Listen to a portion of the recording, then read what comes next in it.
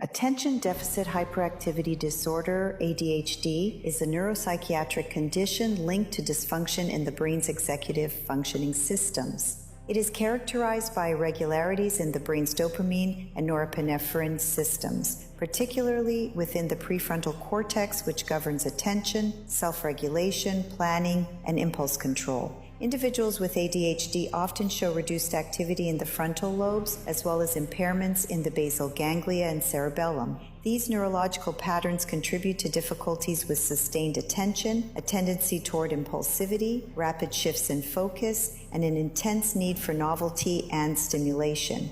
The causes of ADHD are multifactorial. Genetic predisposition plays a major role. If one parent has ADHD, the likelihood of a child developing it increases significantly. However, early developmental factors are also critical, such as prenatal complications, maternal stress or substance exposure during pregnancy, perinatal hypoxia, and adverse environmental conditions during infancy and early childhood. Social factors, like inconsistent or traumatic parenting and unstable family structures, may not directly cause ADHD, but they often exacerbate its behavioral manifestations. While ADHD is relatively common among adolescents and adults, it is rarely seen among serial offenders, especially those whose actions are methodical and strategically planned.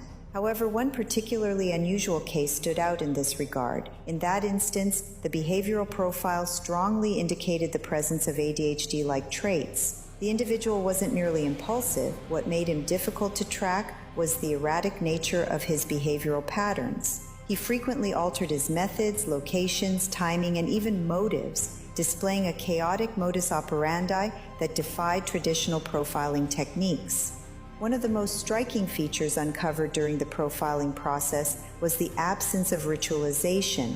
Each incident was distinct from the last, contradicting conventional theories about behavioral escalation in serial offenders. What ultimately helped crack the case was a pattern correlating the offender's activity with periods of heightened dopaminergic arousal, typical of individuals with ADHD, especially when under stress-induced stimulation. The subject's fluctuating behavior, impulsive decision-making, short-term planning, and nocturnal activity all pointed to frontal cortex instability and an overactive limbic system.